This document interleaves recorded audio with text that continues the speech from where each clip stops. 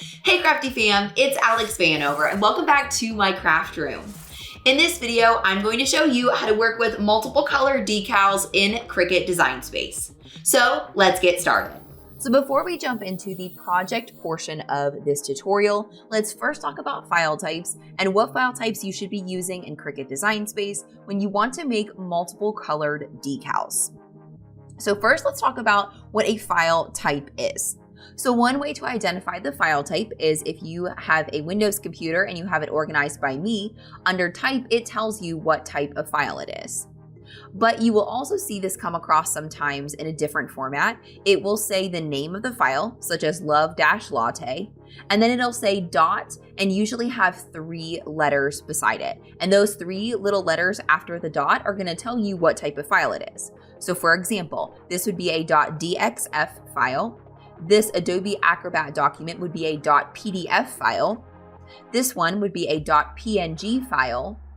And even though this says Microsoft Edge HTML document, this is a .svg file. And we're going to talk more about SVG files here in just a second. But another one that you'll see that's really common is a JPEG file, or it will have the file name and then .jpg. And that's what we're going to talk about today. So when talking about file types, there are 2 different file types as it relates to layers in Cricut Design Space. So layers are sorted by different colors when it comes to Cricut Design Space, and vector files are able to be imported with multiple layers already integrated into the file. So 2 examples of a vector file that are compatible with Design Space are a .svg file or an SVG file or a .dxf file. Now, I really never use DXF files in Cricut Design Space. I find that they don't come across as well as I'd like in Design Space, so I don't really use DXF files. I highly recommend that you use SVG files in Cricut Design Space. And the reason for that is when you import a file with multiple colors in it, they're going to translate into neatly sorted layers over on the layers panel of Cricut Design Space. And if that's really confusing for you and you're already lost, that's okay, hang on. I'm gonna show you an example of all of this soon. I just want to explain the difference first. And I know this is an SVG file because when I right click on the file itself and I choose properties, I can see that when it says type of file, for some reason it says Microsoft Edge HTML document, that it says .svg right here. So if you're not sure, check on the properties of your file to double check. So that is a vector type file. SVG stands for Scalable Vector Graphic. So vectors have that benefit of being layered. The other benefit of using a vector type file is that vector files retain their quality no matter what size you make that image. So whether you make this SVG file 2 inches or 200 inches, the quality is going to be the exact same. Now, the other 2 common types of files that you'll see imported into Design Space are PNG files and JPEG files. And those are not nearly as beneficial as an SVG file. But if I had to choose, then after SVG files, I would choose a PNG file as my next most desirable file type. And then after that, I would choose JPEG as the last file type. The reasons that PNG files and JPEG files are not as desirable as SVG files is because they are what we call flat images when it comes to Cricut Design Space.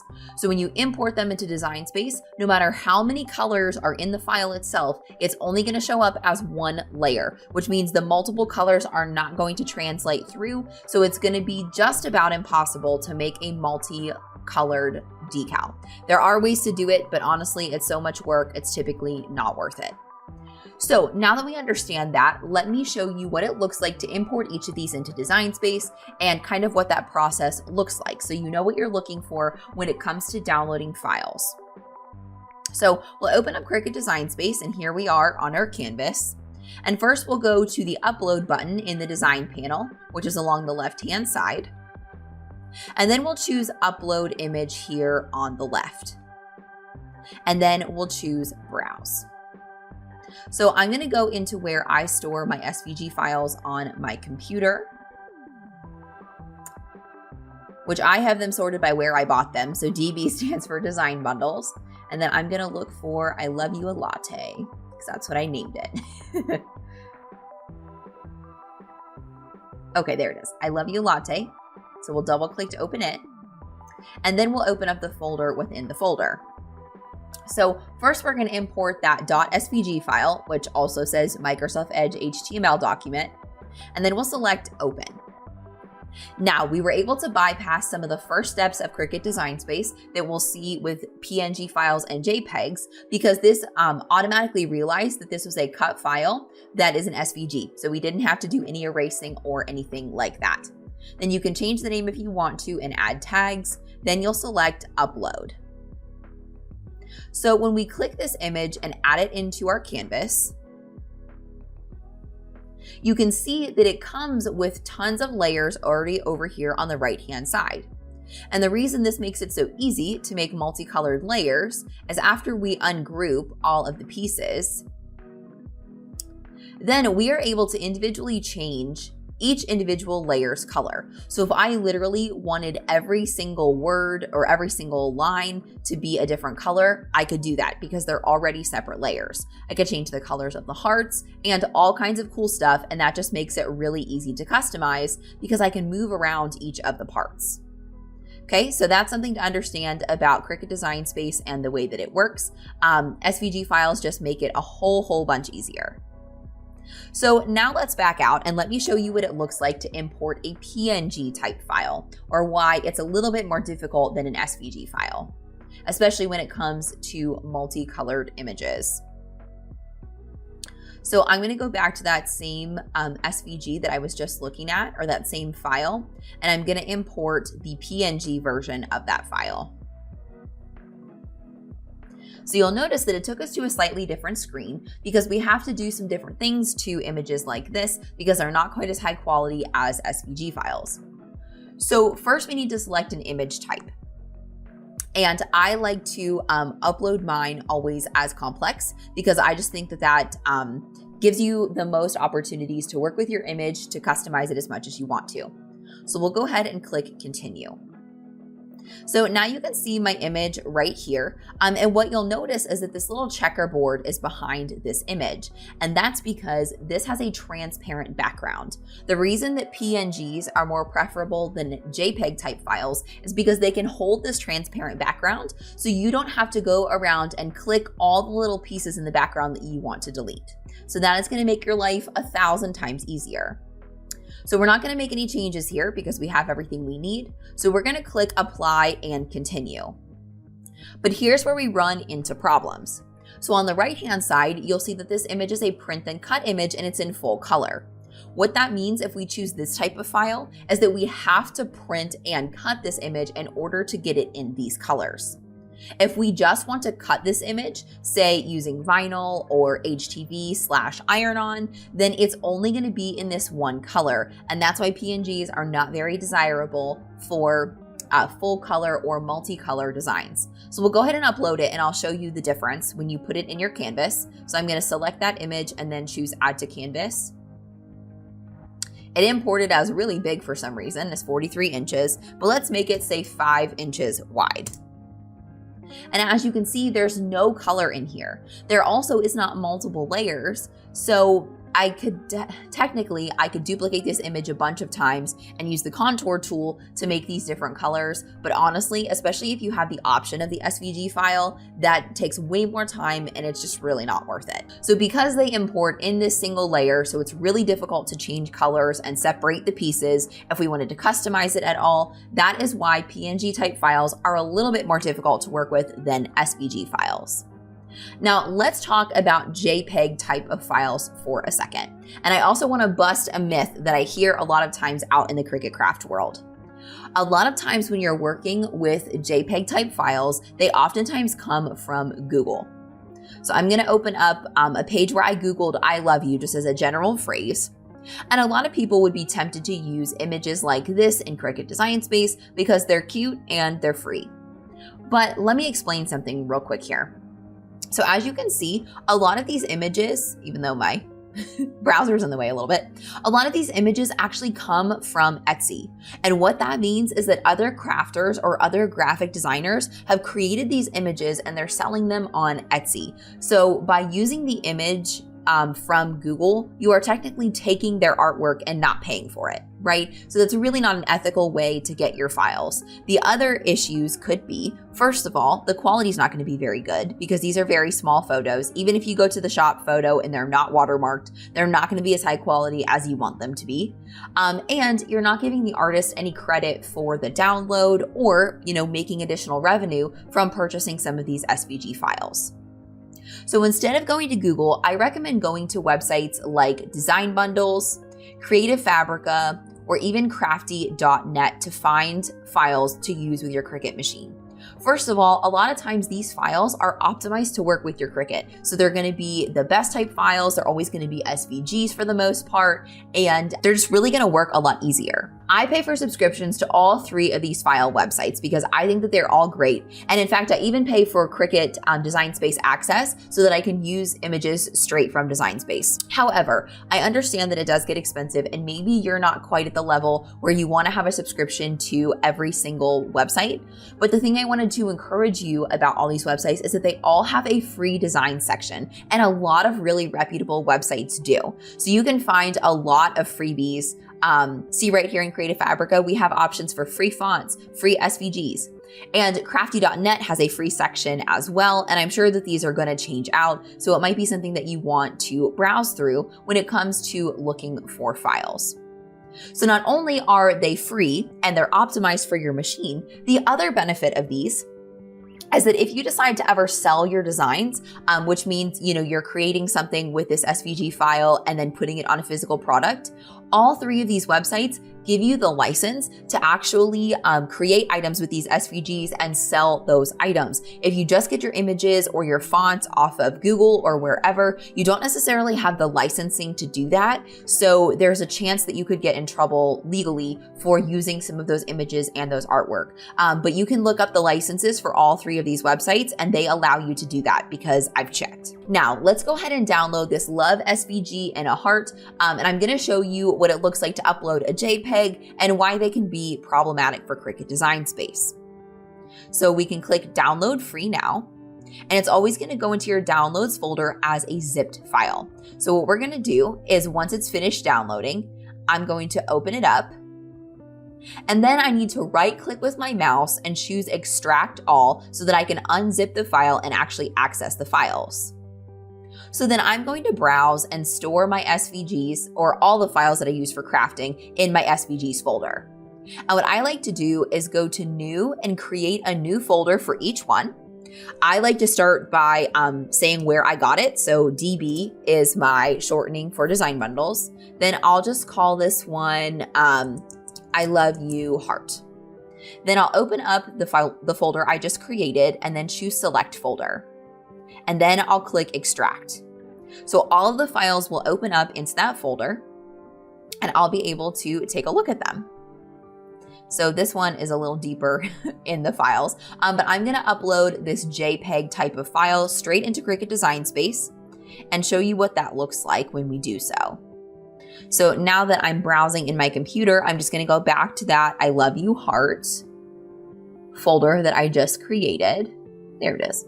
So we'll click on it and then we'll have to go through a couple more clicks to find.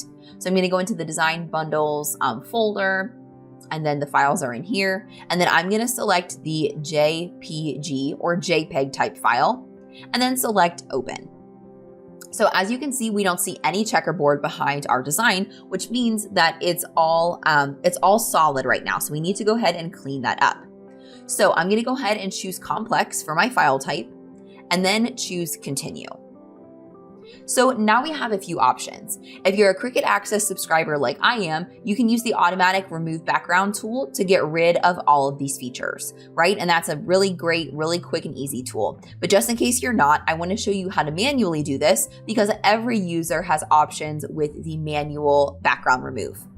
So if you click on the erase button, this is where you can get really, really close into your images and you can actually erase really, really small parts, which can be really beneficial for cleaning things up. But I prefer to use the select manual. And then that way, each section that you click is just going to remove the background all the way outside those lines. So I didn't have to do a bunch of clicks. It removed the whole background around the outside. And then I'll click again inside the heart. But you'll also notice I have to get closer and I have to actually remove the background from the centers of the letters. So as you can see, if you have a complex image, this can take a really long time. So I'm just clicking inside each of these letters. And if you accidentally click on the line itself, that will make all of the cut lines disappear and slightly make you panic. But you can just use this little undo button here at the top to bring that line back, so no worries. Then you can click in the center of the E and everything is removed. Then we can choose preview cut image and we can see what it's going to look like to see if there's any areas of the heart that we missed. There we go.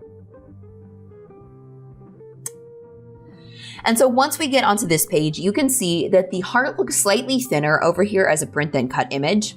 But remember, if we want to cut this out of vinyl or iron-on, we have to select the cut image in order to be able to use it without using our printer. So then we'll click upload and we'll go ahead and upload this into our canvas. And once we do, for some reason, it imports really, really big. So we'll go ahead and make it 10 inches wide, which is the size that I would use for like a large adult size t-shirt. And I'm gonna go ahead and get rid of this PNG because we already discussed that.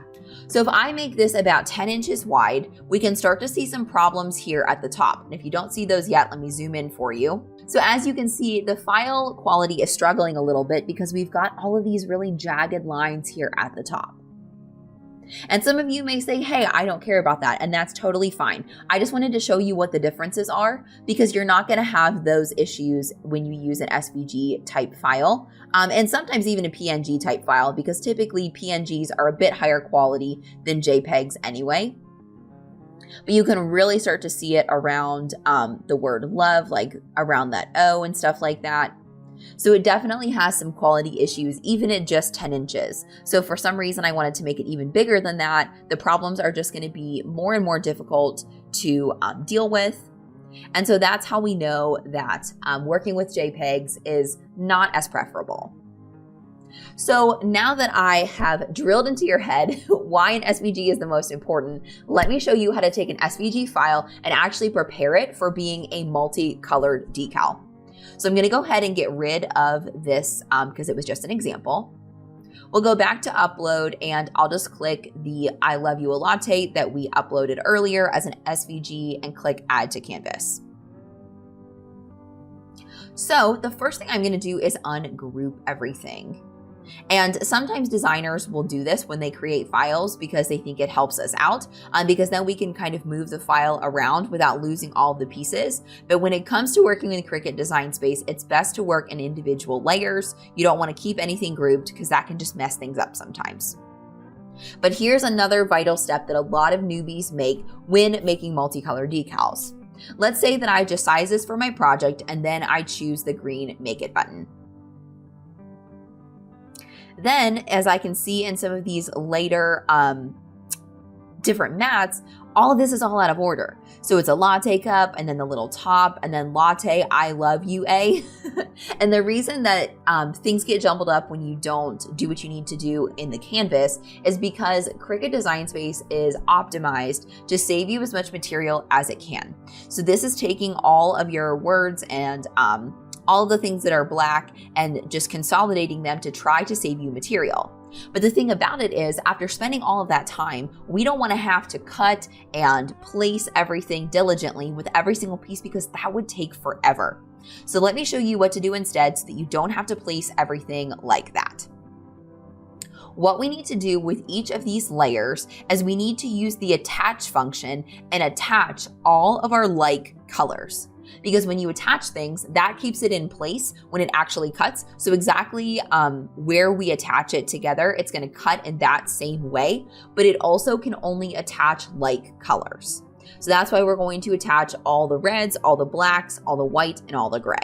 Okay, so let me show you how to do that. So the first step is to ungroup all of your layers so that everything is individually everything's an individual layer. There's nothing that says group above any of our layers because they're not stuck in any groups. So what I'm going to do is begin by clicking on this top red heart layer. And you can also do this by selecting the pieces manually. I think the layers panel is a little bit easier to use, but you can actually select them on the canvas. But once I have the first red layer selected, I'm gonna hold down Shift on my keyboard. And then I'm just gonna go through the layers panel and I'm going to click every single red layer while I still have my Shift key held down. Sometimes Design Space will bounce you back to the top. I don't know why. And if you just continue holding that Shift key, you'll be able to select multiple layers that are all red. And so once we have them all chosen, then I'm gonna go down and click the attach button. And I want you to watch this area right here, and all of the red areas are going to blink really fast. And that's how we know that all the red areas are attached. So now when we look over at the canvas, you can see attach at the top, or excuse me, the layers panel. You can see attach at the top, and then all 4 of the red layers are all together at the top of the canvas.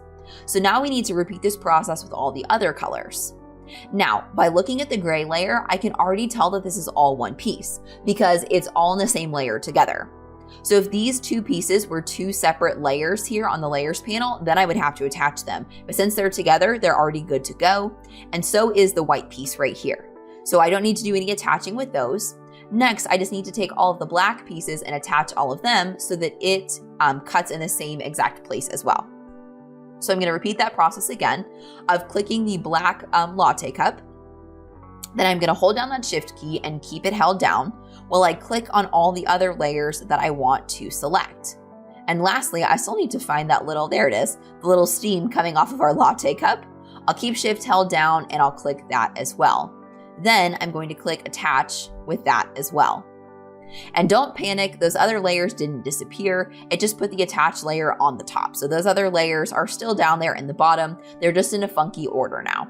So once everything is attached the way that you like it, next you want to make sure that you size your design for your project. So this is going to depend on the blank surface that you're going to be putting your material on, but I'm going to be putting mine on a tote bag. So in order to resize everything, I'm just going to click on my canvas and draw a box around everything to select everything all at once. Then I'm going to go to the edit bar here at the top of the screen and see if this is the right size for my design. So I know I have a maximum height of about 6 inches that I want to work with my design. And my design currently is about 5.3. So I'm going to go ahead and make my height of everything about 5.5 inches. And as long as everything is selected like this, it will all resize proportionally. So that's why it's beneficial to draw a box around everything and resize together so that everything stays the same proportion and ratio to one another. So then once everything is sized, don't forget to save your project. Then you're going to go ahead and click the green Make It button, and we'll double check that all the mats look the way that they should. So I can see that the white mat looks okay, the gray mat looks good. And then when we go to the black mat, I can see that the latte cup and all the steam and all the words are going to cut exactly where I want them to, which is great. That means I'm not going to have to place any of these individually. And now the hearts are sized or spaced perfectly. So now I'm not going to have to individually place each little heart and make it exactly the way that it was. It's all going to cut out in place, which is great. So then once the mats look okay, and you know that everything is in the right place, if you are working with heat transfer vinyl or HTV/iron-on, then you need to mirror all of your designs. If you're working with adhesive vinyl, you do not mirror anything and you don't need to worry about it. But because I'm working with iron-on for this entire design, I need to check the mirror button for every single mat. So I'm going to go ahead and do that before we move on. And I'll show you why when we cut the iron-on in the next step. So once everything is correctly mirrored, then we'll click Continue. And once my machine connects, next I'll choose my cut setting. Because I'm going to be using my Explore Air 2, I have 2 different options with how I need to select my cut setting. So one option is to move the dial to the correct cut setting that matches my material. But my recommendation to you, and the way that I like to work with my Explore Air 2, is I always like to leave my dial on custom, because then I can choose the cut setting straight from my computer. So I have a lot more access to different types of cut settings, but also because that way I never forget to change my dial. When I try to use my dial as my main way of choosing my cut setting, I almost always forget to change it between projects. And then the next project, I'll end up cutting it on the wrong setting and end up wasting some material. So I like to leave mine on custom. So when choosing a cut setting, I always like to go to the Browse All Materials list and see what my options are. Now I'm going to be using Caesar EasyWeed for this project, so I'm going to type in everyday in the search bar and then choose search, because I am looking for everyday iron-on. That is the best setting that I have found for working with either Caesar EasyWeed or Starcraft Softflex, and pretty much all of my favorite heat transfer vinyl I use everyday iron-on with. So then I'll choose done. And now I'm ready to follow the prompts here in Design Space and hop over to my machine and show you how to cut all of these mats and assemble a multicolored iron-on project. So because I'm cutting heat transfer vinyl or iron-on for this project, I'm gonna remove the cover sheet from my green standard grip mat. And then I'm gonna place each of my different colors on the mat with the shiny side of the sheet facing down. And the reason for that is because that shiny side is actually a carrier sheet or a type of heat safe transfer tape. And we are actually cutting the design into the back of the heat transfer vinyl, which is why we mirrored it. So we cut it into the back of the design, and then the shiny side or the carrier sheet will not have any cuts through it. So it will be easier to transfer our design over to our blank and finish our project. So I'm just gonna line it up here in the upper left-hand corner and then smooth all of it down. Something like this.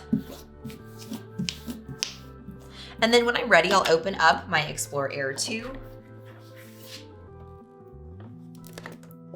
Place the mat underneath the guides and into my machine. I'll load the mat into my machine. And when it's ready, I'll allow it to begin cutting. And I'm gonna repeat this process for all the colors of heat transfer vinyl, one mat at a time. And then while each of these is cutting, I'm also gonna be weeding the layers that have already been cut.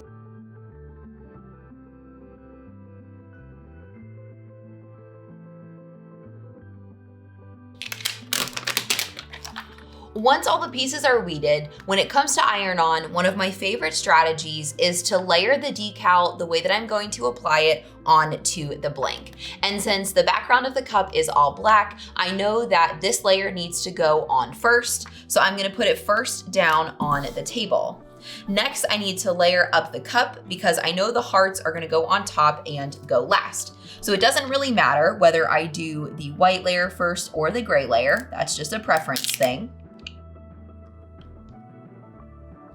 And I don't need to layer them perfectly because I'm going to fix them as I apply them to the blank anyway. I just want to get an idea of what the final decal is going to look like, and I want to know what layer to apply everything in so that I don't accidentally put down a layer before I need to apply something else first. So that's why I like to do this strategy in this way. So I know that this heart needs to go on the white cup sleeve. So I'm just gonna go ahead and kind of line that up there in the middle and then see where the other hearts line up. And that looks pretty good to me. So now it's time to go ahead and grab our blank and your heat source, whether that's an iron, an easy press, or a heat press.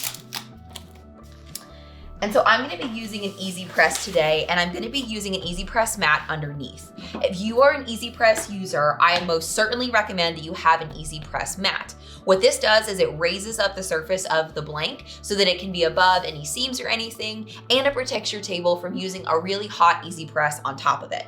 So I always use my easy press mat. And then before I apply my decal, I'm gonna begin by taking my blank and actually preheating this area of my tote bag. Partially because this is an older tote bag and it's got some wrinkles in it. So I wanna make sure it doesn't have any wrinkles when I apply my HTV, at least in the application area. And if you're looking for a link to this bag, I'm really sorry. This is a really old blank from the Target dollar spot. I got it around Valentine's Day, so it was that time of year, but it's a couple years old. So at this point, I don't think I'd be able to find a link for these cute sparkly tote bags.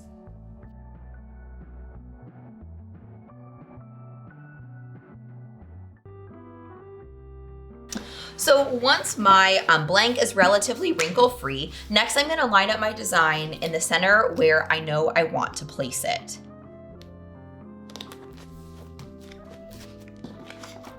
And then what I'm going to do, because the back of the carrier sheets are sticky, that's gonna help keep this on the bag. I'm gonna go ahead and peel off all of the layers except for the very last layer, which is the one that I need to apply first. So in this case, that's our black layer. And as I apply each one, I'm only gonna tap each layer for 5 seconds at a time until I actually get to the final layer, and then I will give the entire design the full 15 seconds that it needs to apply. So you can do that with pretty much any type of HTV. You don't need to give every single layer the full press time because that's gonna end up overheating your heat transfer vinyl. So I just do a 5-second press on each layer, and then when I get to the final layer, you wanna do the full time and temperature for the type of heat transfer vinyl that you're using. Since I'm using Caesar Easy Weed for all of this, then I need to press my final layer for 305 degrees for 15 seconds. So once I have my decal placed, I'm gonna go ahead and scoot this bottom section off of my Easy Press mat. And what that does is it just ensures that the actual decal gets all of the contact from the Easy Press. It doesn't just kind of get taken away from this like bulky bottom seam. That always ensures a good press.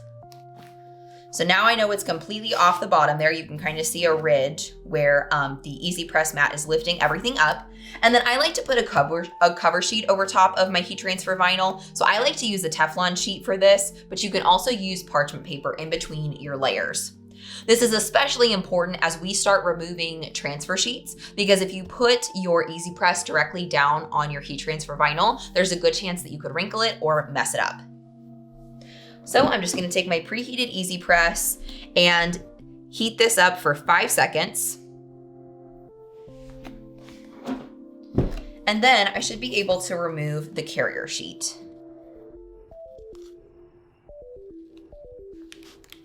Then we'll peel off the carrier sheet of this first layer.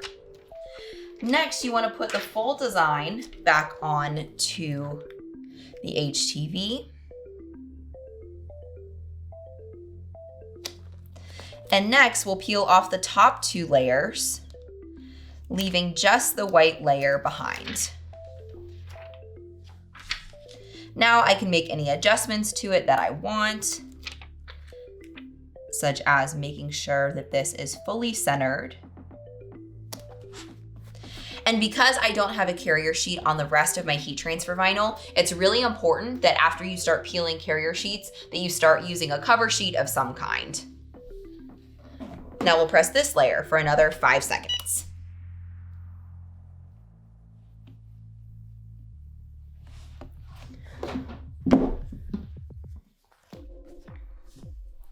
And then we can remove the next layer. And we'll just continue in this pattern until we get to the very last layer.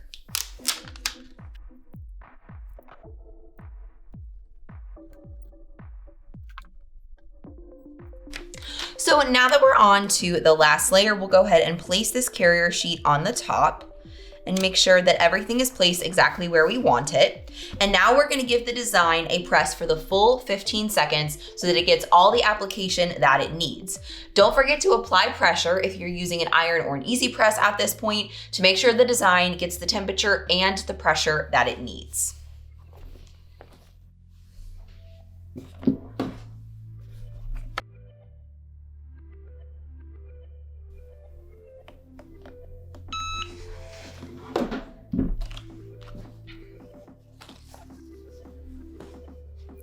And once your design is cool enough to the touch, then you can remove that final carrier sheet.